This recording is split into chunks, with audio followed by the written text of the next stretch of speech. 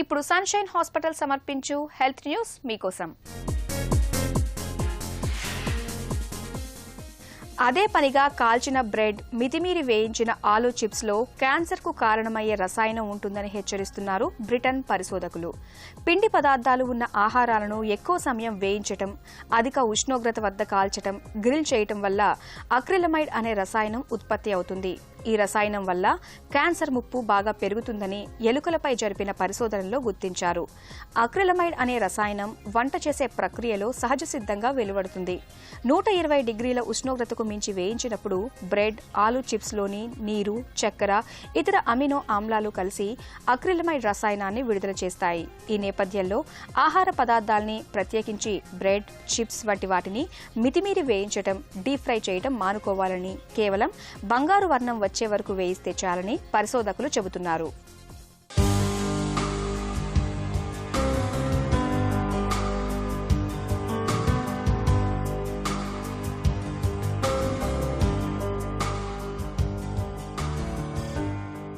గింజ మట్టిలో పడితే మొక్క అవుతుంది,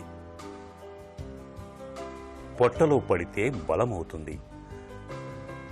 ప్రతిరోజు గుప్పెడు మొలకెత్తిన గింజల్ని నోట్లో వేసుకుంటే చక్కటి ఆరోగ్యం సొంతమవుతుందని చెబుతారు డాక్టర్లు. మొలకెత్తే సమయంలో గింజల్లో క్లోరోఫిల్ శాతం పెరుగుతుంది. రక్తహీనత ఉన్నవారికి క్లోరోఫిల్ ఒక అద్భుత ఔషధంగా పనిచేస్తుంది.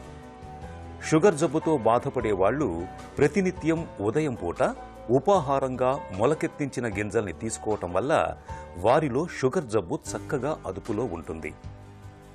మనం తీసుకునే ఆహారంలో గింజధాన్యాలే ఆరోగ్యాన్ని కలిగిస్తాయి. మామూలు గింజల కంటే మొలకలు వచ్చిన గింజలలోనే పోషక విలువలు సమృద్ధిగా లభిస్తాయి. ముడి ధాన్యాల కంటే, మామూలు గింజల కంటే మొలకెత్తిన గింజలు త్వరగా జీర్ణమవుతాయి. గింజలు మొలకెత్తేటప్పుడు జరిగే రసాయనిక మార్పుల వల్ల విటమిన్లు, పీచు పదార్థాల శాతం అనూహ్యంగా పెరుగుతుంది. ఇవన్నీ మన పొట్టలో జీర్ణక్రియను సవ్యంగా ఉంచుతాయి. మొలకెత్తిన గింజలను శరీరానికి శక్తినిచ్చే ఎంజైముల భాండాగారంగా చెప్పుకోవచ్చు. మొలకెత్తిన గింజలలో పిండి పదార్థాలు తక్కువగా ఉంటాయి. మాంసకృత్తులు, విటమిన్ల శాతం బాగా ఎక్కువగా ఉంటుంది. ఎదిగే వయసులో ఉన్న పిల్లలకు మొలకల్ని ప్రతినిత్యం ఆహారంగా అందించటం చాలా మంచిది.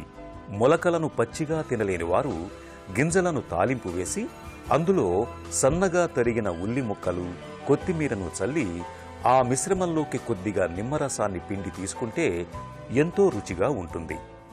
నరికిన చెట్టు మొదళ్ల నుంచి తిరిగి కొత్త చిగుళ్లు పుట్టుకురావటం, ఆపై చెట్టు పచ్చదనపు శోభను సంతరించుకోవటం ప్రకృతి సహజం. అచ్చంగా మన మోకీళ్లలో కూడా ఇలాగే జరిగితే, మోకీళ్లలో అరిగిపోయిన గుజ్జు తిరిగి చిగుళ్ల మొలకలతో పునరుత్పత్తి అయితే ఇన్నాళ్లు ఊహలకే పరిమితమైన ఈ అద్భుతం ఇప్పుడు వాస్తవ రూపంలోకి వచ్చేస్తోంది. మూల కణాల సాయంతో మోకీళ్లలో కార్టిలేజ్ మొలకల్ని తిరిగి మొలిపించడం సాధ్యమేనని చెబుతున్నారు డాక్టర్లు. మూల కణాల సాయంతో మోకీళ్లలో తగ్గిన గుజ్జును తిరిగి ఎలా పెంచడం సాధ్యపడుతుందో ఇప్పుడు తెలుసుకుందాం. కార్టిలేజ్ లోపల గ్రోత్ కావాలంటే స్టెమ్ సెల్ థెరపీస్ లాంటి మీసెన్కైమల్ స్టెమ్ సెల్స్ అంటారు, అది ఎర్లీ స్టెమ్ సెల్స్. దాన్ని తీసి మనం నీ జాయింట్లోకి ఇంజెక్ట్ చేయవచ్చు. ఇలాంటి ప్రొసీజర్స్ చాలామంది ఇనీషియల్ స్టేజెస్లో చేస్తున్నారు. బట్ దీనికి long terms results, long term studies, ఆ కార్టిలేజ్ గ్రో అవుతున్నదని ఇంతవరకు పాజిటివ్ రిపోర్ట్స్ ఇంతవరకు రాలేదు. ఇవన్నీ ట్రయల్ స్టేజెస్లో ఉన్నాయి. హైదరాబాద్లో కానీ చేస్తున్నాం కొంతమందితో. వీఆర్ ఆల్సో మా క్లినిక్లో కానీ ట్రై చేస్తున్నాం ఇలాంటి ప్రొసీజర్స్.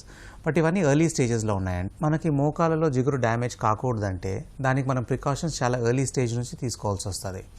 ఈ ప్రికాషన్స్ తీసుకునే మూలంగా 50% మంది కన్నా కొంచెం ఈ ఆర్థరైటిస్ వచ్చేది కొంచెం స్లో డౌన్ అవుతుంది, తగ్గిపోతుంది. అని కొంతమందికి ఇంకా రావచ్చు. దీనికి మోస్ట్ ఇంపార్టెంట్ స్టెప్స్ అంటే లైఫ్ స్టైల్ మనకి ఇనీషియల్ స్టేజ్ నుంచి ఎక్సర్సైజ్ కావాలా, regular physical activity, walking exercise ఉండాలి. మనకు చాలామంది అంటారు వాకింగ్ చేస్తే మన మోకాలు ఇంకా అరిగిపోతుంది. అలాంటి సిచ్యువేషన్ లేదు. వాకింగ్ చేస్తే కార్టిలేజ్కి రెగ్యులర్ న్యూట్రిషన్ పెరుగుతుంది, ఇంకా దాని లైఫ్ ఆల్సో పెరుగుతుంది. So regular physical activity, exercise, walking important. Weight control చేస్తే చాలా ఇంపార్టెంట్. మన body weight all through latest from 20 సంవత్సరాల నుంచి 50 సంవత్సరాలకు ఏజ్లో body weight, ideal body weight ఉండాలా. డయట్, బ్యాలెన్స్ డయట్ ఉండాలి. Nutrition in terms of all vitamins, fruits, vegetables అన్నీ ఉండాలి. వెయిట్ కంట్రోల్ చేసుకోవాలా. అండ్ ఎక్సర్సైజ్ ఉండాలి.